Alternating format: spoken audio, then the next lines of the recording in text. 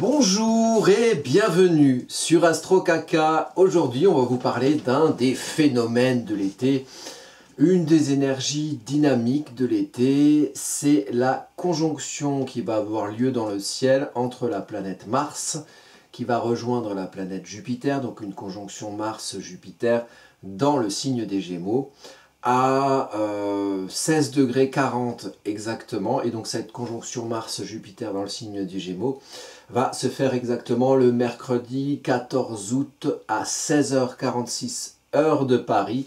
Et cette énergie et cette ambiance astrologique se situe ici derrière moi sur cette carte où nous retrouvons les deux planètes. Donc les toilettes pour hommes Mars et puis l'espèce de 4 bleus qui constitue l'énergie Jupiter. Alors moi, le glyphe de Jupiter, pour le retenir, je vois comme un espèce de 2 et un plus, donc 2 fois plus. Oui, Jupiter, c'est une planète d'expansion, donc c'est plus gros, plus loin, plus haut, plus vite, jusqu'au bout de l'extrême limite. Pour ceux qui auront su ce à quoi se référait ce merveilleux générique de série de la télé des années 1990. Donc, Jupiter et Mars ensemble dans le signe des Gémeaux, qu'est-ce que ça donne et qu'est-ce que cette carte va nous donner comme ambiance autour de cette énergie en soi qui se rejoint de Mars-Jupiter en Gémeaux. Bon, alors parlons du sujet, parlons du signe des Gémeaux et parlons du transit de Jupiter dans le signe des Gémeaux. Donc Jupiter en Gémeaux est entré, il me semble, dans le signe des Gémeaux le 26 mai 2023. Et Jupiter va sortir du signe des Gémeaux et donc rentrer dans son signe d'exaltation du Cancer le 9 juin 2024. Donc ça nous fait le laps de temps de 1 an de transit jupitérien dans le signe des Gémeaux, ce qui veut dire que l'énergie des Gémeaux, globalement pour tout le monde, va être amplifiée, va être mise en avant, va peut-être être même exagérée. C'est une mise en importance. Le Jupiter, quand vous l'avez sur votre thème de naissance ou sur un endroit du transit, c'est l'effet loupe, c'est l'effet poisson-lune, donc l'œuf qui se croit plus gros que le bœuf, donc d'où le côté exagération de Jupiter. C'est l'enjeu de pouvoir, de prise de place, c'est un espace. Dans les planètes sociales, on a Jupiter et on a Saturne qui ont des énergies qui sont différentes et complémentaires. Saturne, c'est le temps et Jupiter, c'est l'espace. Donc les deux ensemble, c'est l'espace-temps. Et dans les planètes sociales, si vous voulez, le placement, par exemple, de Jupiter, j'ai un cours qui traite de ça, qui seront disponibles à partir de septembre, dans un thème natal, pour savoir comment vous allez vous positionner, vous situer ou vous comporter dans votre vie sociale. Les placements de Jupiter et de Saturne peuvent être intéressants, leur lien entre eux, le positionnement de Jupiter dans son signe, les challenges d'autres planètes ou les atouts d'autres planètes, donc les liens bienveillants ou challengeants qui se font aux planètes de Jupiter et Saturne, et les liens de Jupiter à Saturne entre elles sont importants pour refléter un petit peu les caractéristiques d'une personne et comment elle va pouvoir être dans l'expansion, ou être dans la limitation, ou être dans l'exagération, ou être dans le côté constructif et constructeur et responsable, dans les liens que la personne va avoir sur son thème entre Saturne et Jupiter. C'est toujours intéressant à étudier. Donc ici, il y a un lien particulier entre Saturne et Jupiter. Vous me voyez venir puisque j'en parle. Et oui, et oui, et oui, les amis. Dans cette conjonction, c'est-à-dire 4 jours plus tard, là on est le 14 août, donc dans 5 jours plus tard, si on sait bien compter, ce qui n'est pas mon cas. Donc 5 jours après le 14 août, on est au 19 août, et le 19 août se forme pour la première fois le carré Jupiter-Saturne. Donc Saturne en signe des Poissons, Jupiter en signe des Gémeaux. Le carré, c'est une confrontation, c'est un tuyau d'arrosage qui a pincé, qu'il faut dépincer pour que le flux énergétique puisse passer à nouveau et qu'on puisse arroser ces petits légumes sociaux. Donc c'est un mouvement aussi dans le cycle Jupiter-Saturne, le cycle des planètes sociales en transit. Jupiter-Saturne ensemble en 2020, il s'est passé 2-3 choses dans nos vies sociales, et ici un virage, un mouvement avec le carré, et donc on entame quelque part un nouveau cycle du cycle, ou un virage dans le cycle de ces planètes sociales à travers le carré Jupiter-Saturne qui se fait quasiment au moment d'une conjonction Mars-Jupiter. Parlons-en puisque c'est le sujet. Mars-Jupiter, si vous voulez, c'est un aspect très dynamique. Alors et il y a une vidéo que j'ai fait il n'y a pas longtemps sur le passage de Mars aux côtés d'Uranus, en conjonction à Uranus, le 15 juillet, donc un mois avant ce 14 août à peu près. Donc Mars avance plus vite que Uranus, Mars avance plus vite que Jupiter, donc Mars rejoint Jupiter ici le 14 août. Mars en transit, c'est un activateur, c'est celui qui allume la mèche. Jupiter prend sa place, prend son espace. Donc, les deux ensemble, c'est un briquet allumé à côté d'une bonbonne de gaz, donc une grosse énergie dynamique, une énergie de feu, une énergie extériorisante, mais une énergie à maîtriser, sans quoi ça peut être explosif. Donc on a cet aspect-là, très dynamique et à maîtriser. Mars, le dieu de la guerre, hein, l'action, l'entreprise, l'initiation, amplifié par Jupiter, planète d'expansion, planète de prise de place, de prise de pouvoir. Là où on a Jupiter, on doit prendre le pouvoir de, et ici prendre le pouvoir de les Gémeaux, donc prendre le pouvoir d'user de l'élément R. Et l'élément R, c'est je comprends, j'explique, je communique, je véhicule. Donc je comprends un message, je suis au clair, là où vous avez le Gémeaux dans votre thème. Donc ici c'est en maison 7 par exemple pour cette conjonction. Il s'agit d'être au clair, il s'agit de comprendre, d'être dans une énergie consciente, dans une énergie mentalisée, d'expliquer les choses par des mots ou par du verbe, d'être au clair avec la projection de soi à l'autre en maison 7, puisqu'on est en maison 7 sur cette carte. Et vous regardez vous, qu'est-ce que vous avez en Gémeaux dans votre thème et qu'est-ce qui est amplifié actuellement de fin mai 2024 à début juin 2025, qu'est-ce qui est amplifié actuellement dans le transit de Jupiter sur votre thème à vous. Mais dans l'ambiance de cette conjonction qui est la deuxième grosse conjonction dynamique de l'été après Mars et Uranus.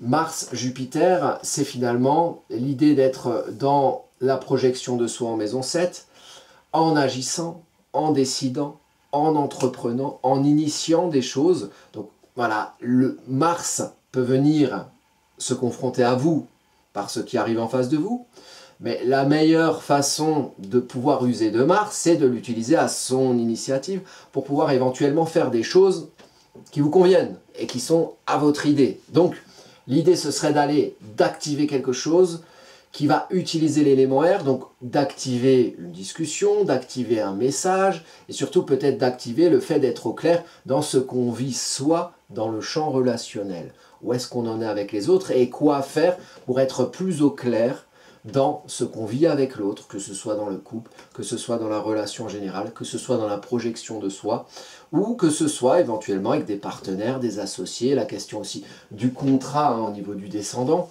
Hein, donc je sais pas, même dans le travail, voilà, vous projetez quelque chose de vous, comment vous êtes actif, qu'est-ce que vous décidez, et comment être au clair avec la situation que vous vivez avec l'autre, pour pouvoir éventuellement décider de choses, soit pour être au clair, soit pour diffuser un message. Et ici, prendre votre espace avec Jupiter pour prendre votre espace, l'espace d'agir, l'espace de comprendre, l'espace de diffuser le message des dieux mercuriens. Donc ça va être important aussi de voir où se situe Mercure hein, sur cette carte pour voir où se fait le message, où il doit se comprendre éventuellement.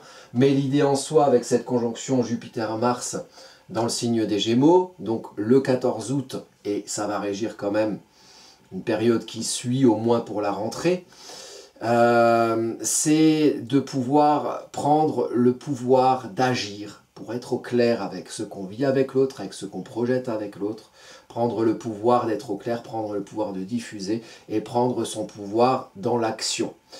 Mais tout ça, il faut le contrôler. Jupiter dans le signe des Gémeaux, cette conjonction-là, c'est la principale énergie, pour moi, l'énergie la plus puissante du transit de Jupiter pendant toute l'année dans le signe des Gémeaux. Donc je vous mettrai en lien ce que j'ai fait comme travail sur Jupiter en Gémeaux en soi.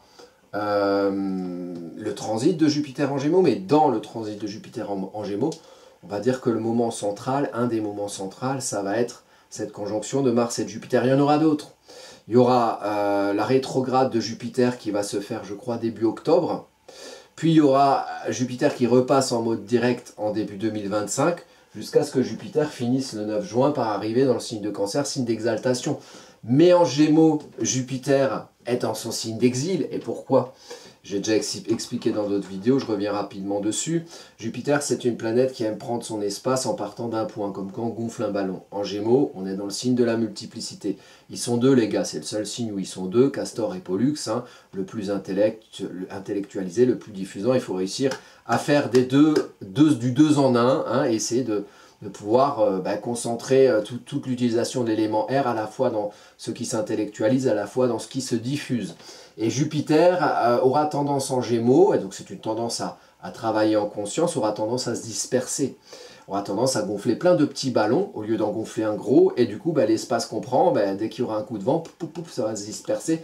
Donc l'idée c'est peut-être dans vos vies à vous, et là où vous avez le Gémeaux dans le thème, et là où vous devez éventuellement décider de choses, prendre des décisions, agir, activer, initier, entreprendre, prendre votre espace là-dedans, mais ne pas courir tous les ânes à la fois, et agir sur certains sujets, diffuser, comprendre, ou utiliser votre... creuser sur certains sujets si vous voulez comprendre, et diffuser sur certains sujets, pas tous les sujets, sinon on se disperse, et au final, l'espace qu'on prend, c'est beaucoup du vent.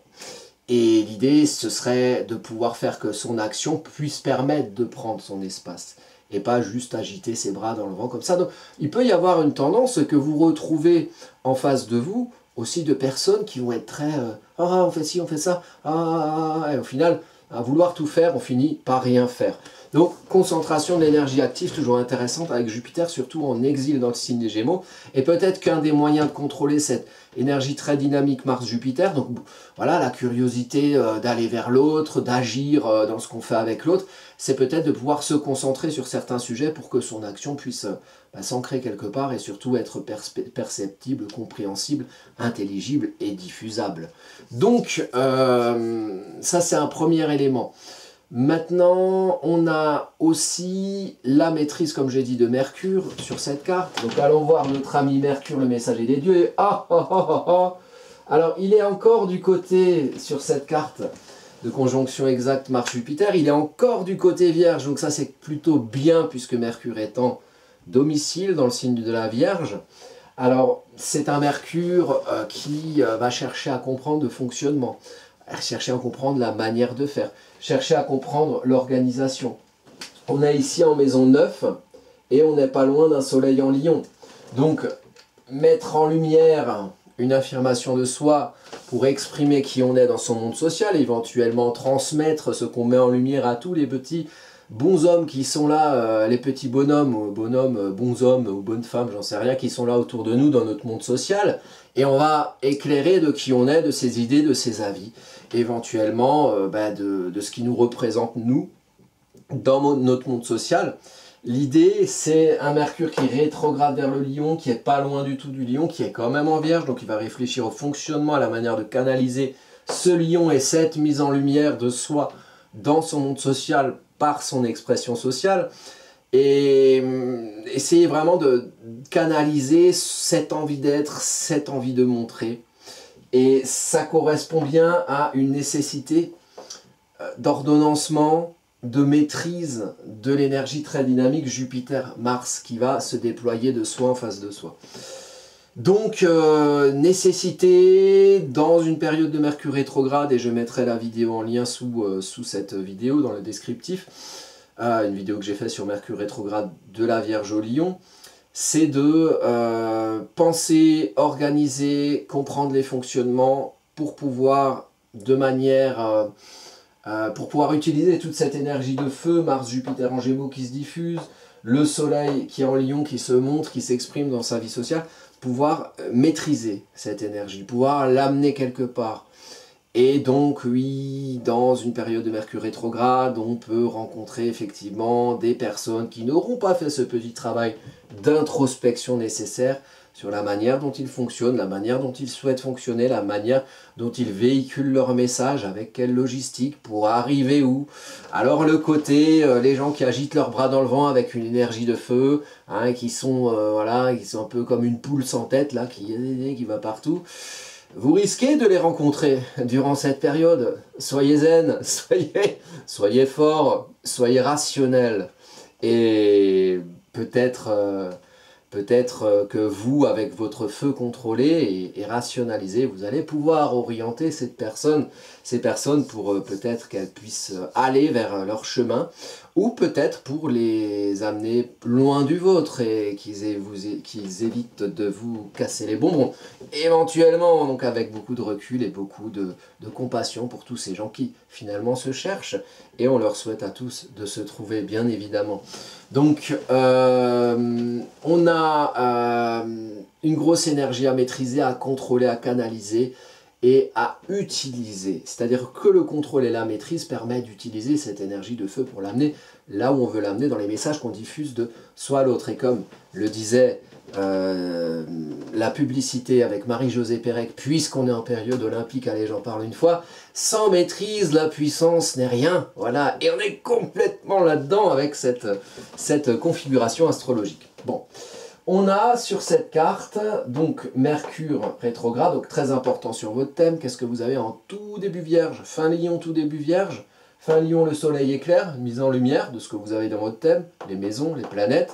Mercure, maître de la conjonction, qui est la base de notre carte, le sujet de notre carte. Voilà, qu'est-ce qu'on peut, à quoi réfléchir, vous voyez?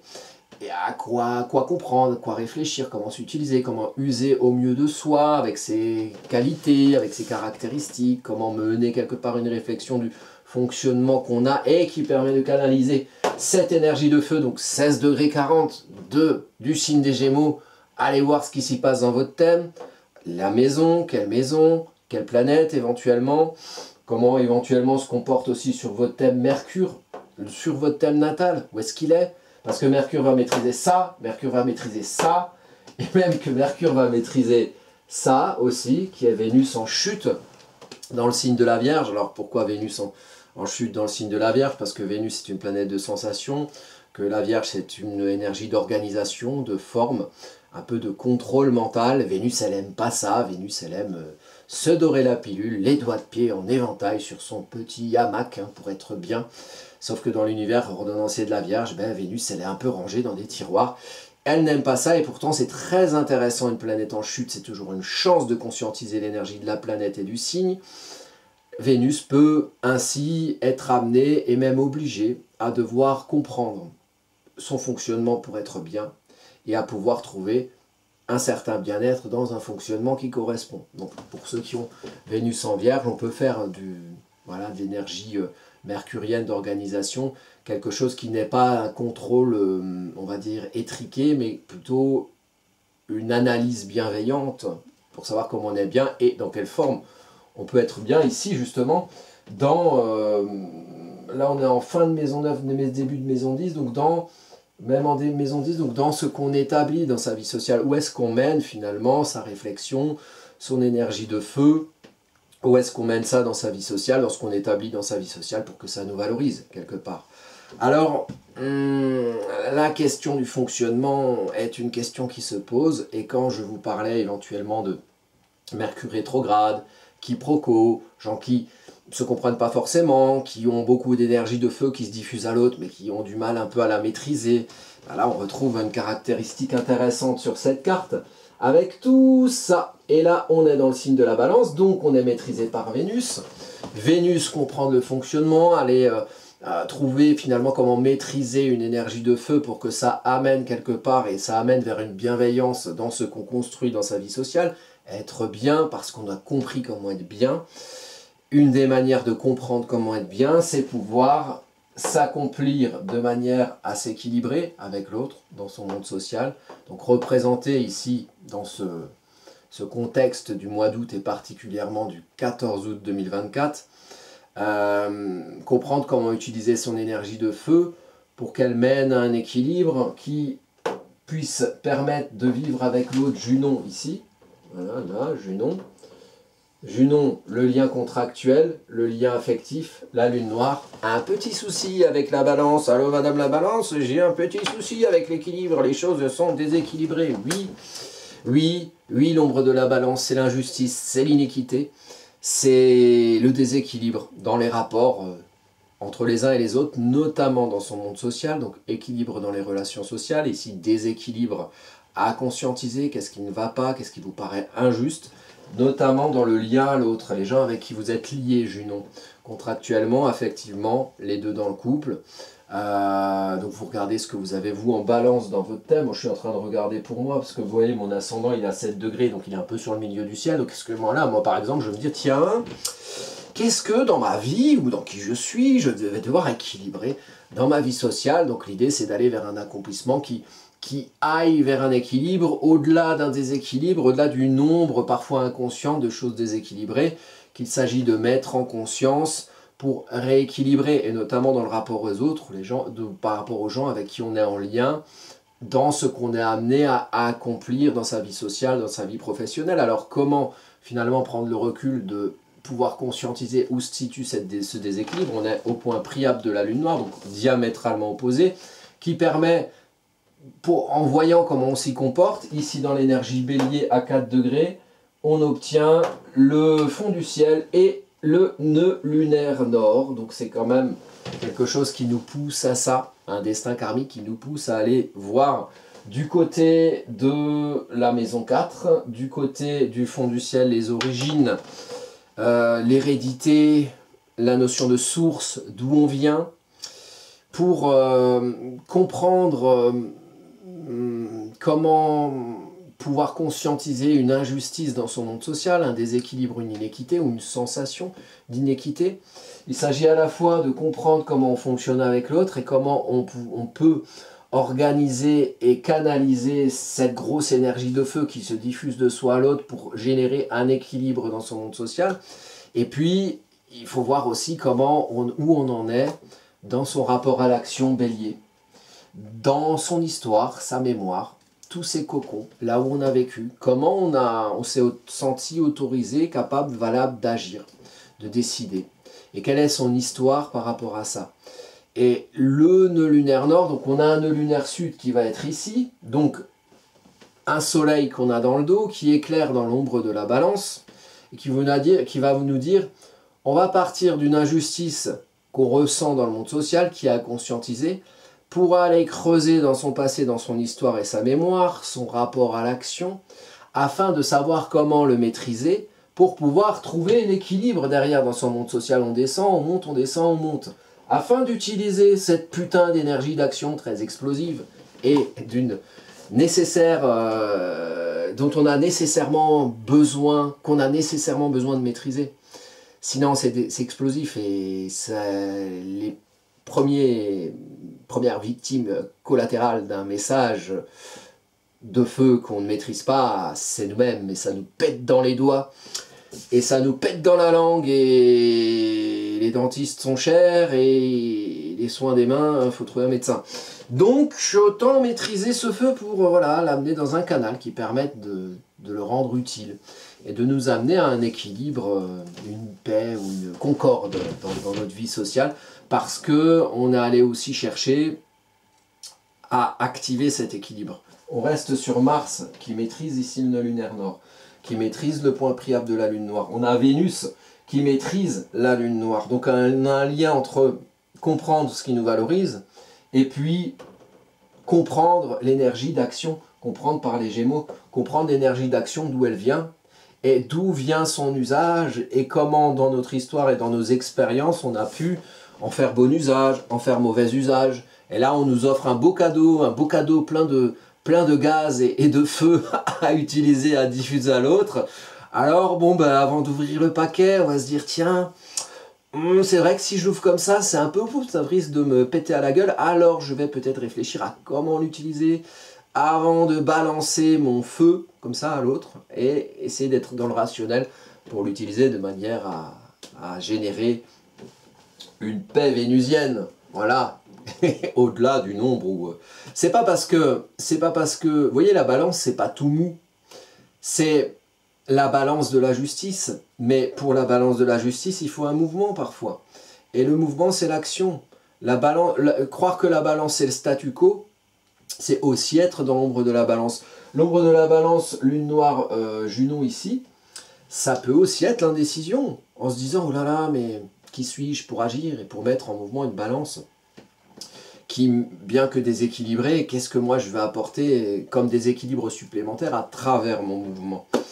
Donc il s'agit d'être au clair avec cette notion de mouvement et son utilisation à but valorisant Vénus. Vous voyez, voilà quelque chose d'intéressant sur ce thème. Maintenant, évidemment, c'est un point fondamental dans une carte, c'est l'ascendant qui va faire incarner les positionnements planétaires avec une boussole et qui va instituer ici sur cette carte les positionnements célestes planétaires en thème concret de vie en maison. Alors là, on a un ascendant Sagittaire, nanana, et on a la Lune en maison 1. Je rigole parce que, comment dire, la Lune en maison 1, alors vous avez peut-être une Lune en maison 1 dans votre thème, dans ce cas, il y a un enjeu émotionnel et affectif à vous représenter dans l'énergie où il y a la Lune. Et les émotions chez vous, les ressentis, c'est quelque chose qu'on voit. Alors, ça peut même être rassurant pour les autres parce que c'est un gage un petit peu de sincérité. C'est un peu comme les soleils en maison 1, mais Lune en maison 1, c'est aussi des personnes émotives. Et c'est dur de maîtriser les émotions. Alors là, on est sur un thème à représentation émotionnelle, avec beaucoup d'énergie de feu. Donc, si vous voulez, dans l'ombre, si les émotions ici, elles sont... On est très sensible et on est heurté dans sa sensibilité.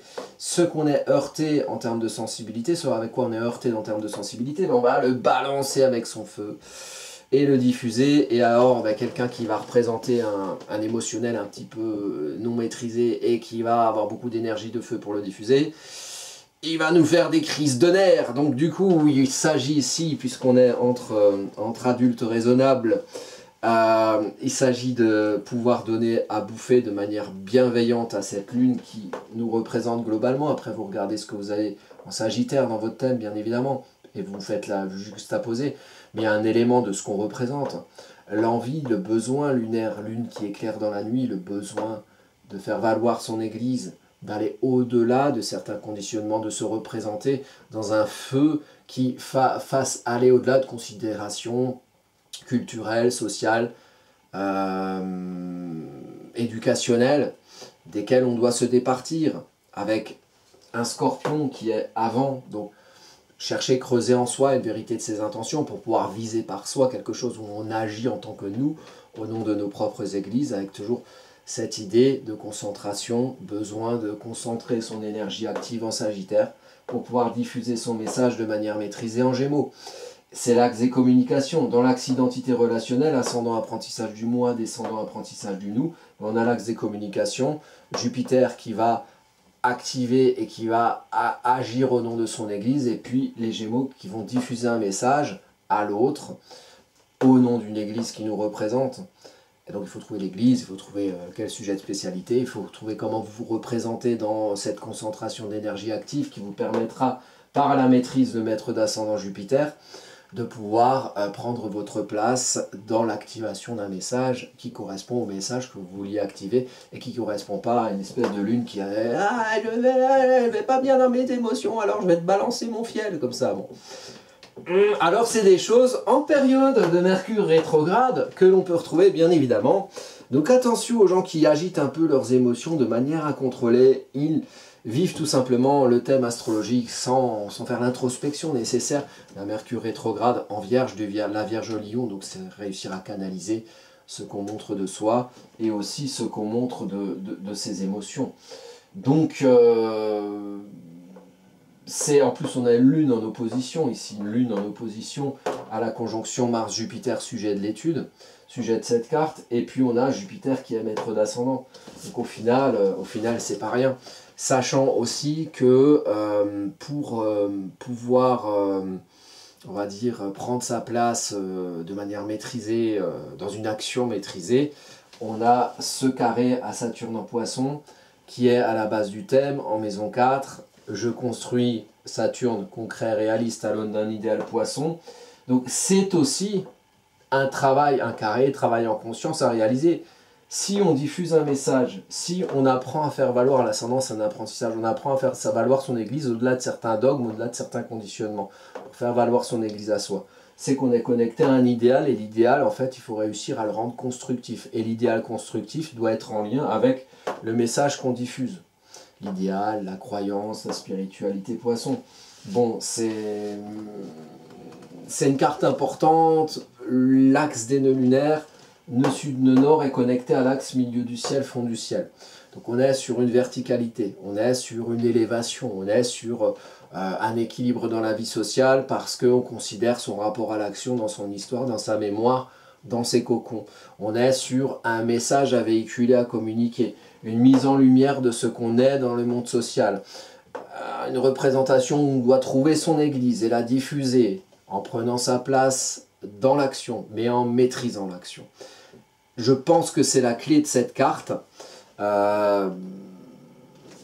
Après, bon, bah, y a des enjeux hein, qui sont intéressants, notamment, vous voyez cette Vénus ici, elle n'est pas anodine. Vénus là en culmination de thème dans le signe de la Vierge parce qu'elle est en double carré à l'axe ascendant-descendant. Donc, pour pouvoir faire valoir son église qui vous représente, diffuser un message en prenant votre espace dans l'action de manière maîtrisée, justement, c'est la maîtrise d'une Vénus en chute en Vierge. Comment organiser finalement ce feu? Comment le maîtriser? En faisant que le feu vous valorise et en trouvant un canal et un fonctionnement qui vous permettent de faire valoriser et de vous valoriser dans ce que vous établissez dans votre monde social, dans votre expression sociale, dans ce que vous mettez en lumière de vous dans votre monde social, permettre de maîtriser cette énergie de feu. Et voilà la clé. Donc, vous dans votre thème, principalement, vous allez voir 16 degrés 40, n'importe où dans le thème et principalement en Gémeaux. Vous allez voir 11 degrés Vierge, 11 degrés Gémeaux, 11 degrés Sagittaire. Évidemment 16 degrés Sagittaire, mais ça correspond aux 16 degrés 40. Vous voyez là par exemple c'est un lien d'opposition. L'axe des nœuds aussi important, 7 degrés. 7 degrés, 8 degrés plutôt. Oui 7 degrés, 8 degrés, nœud lunaire nord, fond du ciel. 7-8 degrés Bélier, 7-8 degrés Balance. Par exemple moi j'ai mon ascendant à 7 degrés. Donc je suis ici, mon apprentissage d'équilibre avec les autres, il est ici. Donc je vais peut-être faire des vidéos, moi le 14, ça tombe à quoi? Mercredi? Ah c'est le dimanche, dommage. Ça aurait fait une belle vidéo polémique, bon tant pis. Donc voilà, il y a des...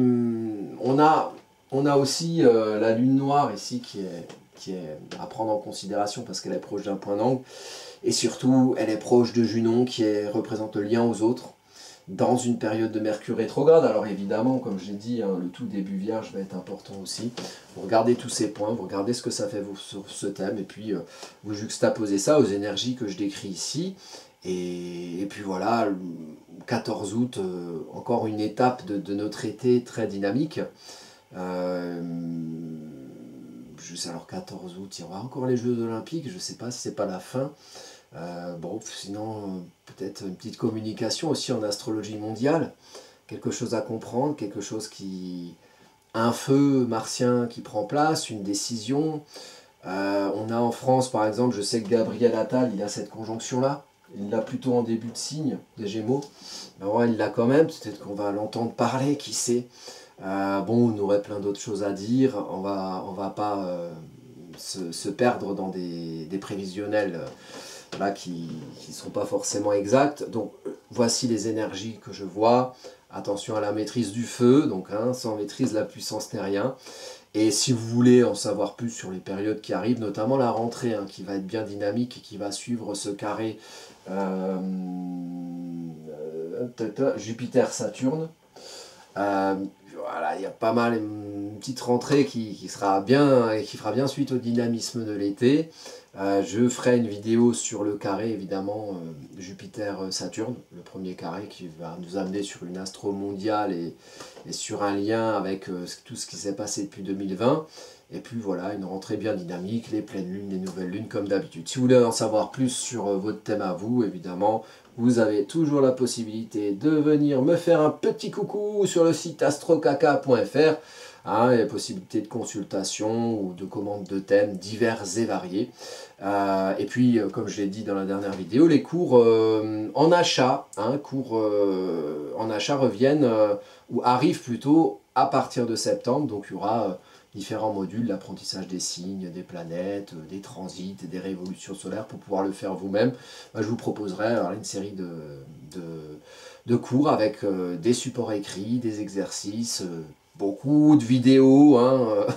Par exemple, le cours, rien que le cours sur les signes, il y a 3h40 de vidéos, alors coupé en plusieurs vidéos sur plusieurs sujets, pour vous dire qu'il y a à bouffer. Enfin bref, voilà, je vous souhaite à tous une très belle conjonction. Voilà, soyez Mercure rétrograde, donc on réfléchit à comment organiser, et puis voilà, on balance son feu de manière maîtrisée pour pouvoir aller vers un équilibre personnel dans son monde social.